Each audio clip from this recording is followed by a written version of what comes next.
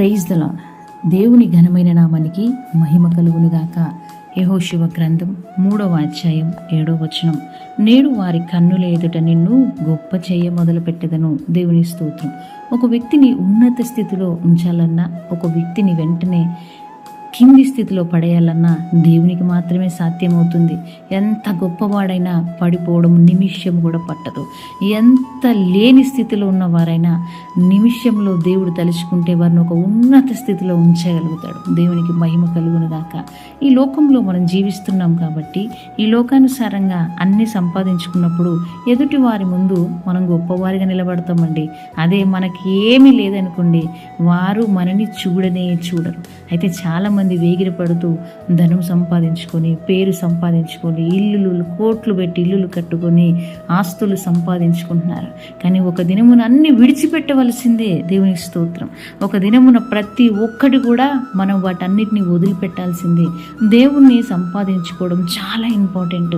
అయితే ఈ వాక్యం ఇచ్చిన ప్రియ సహోదరి సహోదరుడా, ఎవరి ముందు నువ్వు తక్కువ చేయబడ్డావో, ఎవరి ముందు నువ్వు తృణీకరించబడ్డావో, ఎవరి ముందు నువ్వు వెలివేయబడి హేళన చేయబడ్డావో, అసలు నిన్ను ఎవరైతే వీళ్ళ అని చూసి నవ్విన వారు ఎవరైతే ఉన్నారో, దేవుడు ఈ ఉదయంకాల సమయమందున ఈ 40 దినముల ఉపవాస ప్రార్థనలో ఈ ఉదయమున దేవుడు ఈ వాగ్దానము నీ జీవితంలో నెరవేర్చబోతున్నాడు.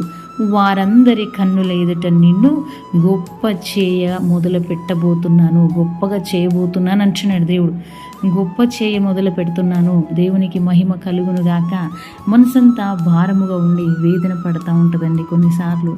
ఎందుకు ఇంత నేను యూజ్లెస్గా జీవిస్తున్నాను, నేను ఎవరికి అక్కరకు రానా, నా లైఫ్లో నేనేం సాధించలేదు, నేను ఏమి కూడా సంపాదించుకోలేదు, నేనేమి గొప్ప పేరు గలదాన్ని, గొప్ప పేరు గలవాడిని కాను కదా, మరి ఎందుకు నా లైఫ్ ఎందుకు ఇట్లా అవుతుంది అని చాలామంది ఆలోచిస్తున్నారండి. చాలామంది ప్రతి ఒక్కరి జీవితంలో ఆశీర్వాదాలు ఉంటాయి, కానీ తెలుసుకోలేక అందరూ దేవునికి దూరం అయిపోతున్నారు.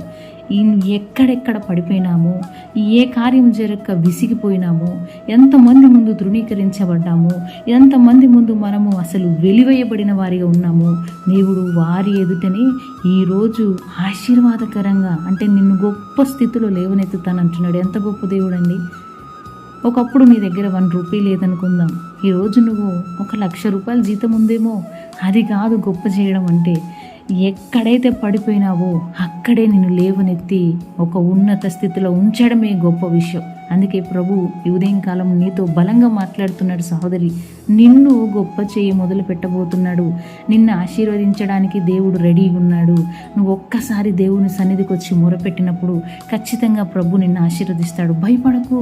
పలానా వాళ్ళు ఇలా అంటున్నారు, ఎందుకు దిగులు పడుతున్నావు, పలానా వ్యక్తులు నన్ను ఎప్పుడు చూసినా అవమానకరంగా మాట్లాడుతున్నారు, నా సొంత వారే, నా ఇంట్లో వాళ్ళే నన్ను తక్కువ చూస్తున్నారు, అసలు నన్ను ఎందుకు ఇంత తక్కువగా, అసలు నేను ఇంత వెలివేయబడిన వాడిగా ఎందుకున్నాను ప్రభువా, నువ్వు కొన్నిసార్లు బాధపడుతున్నావు కదా.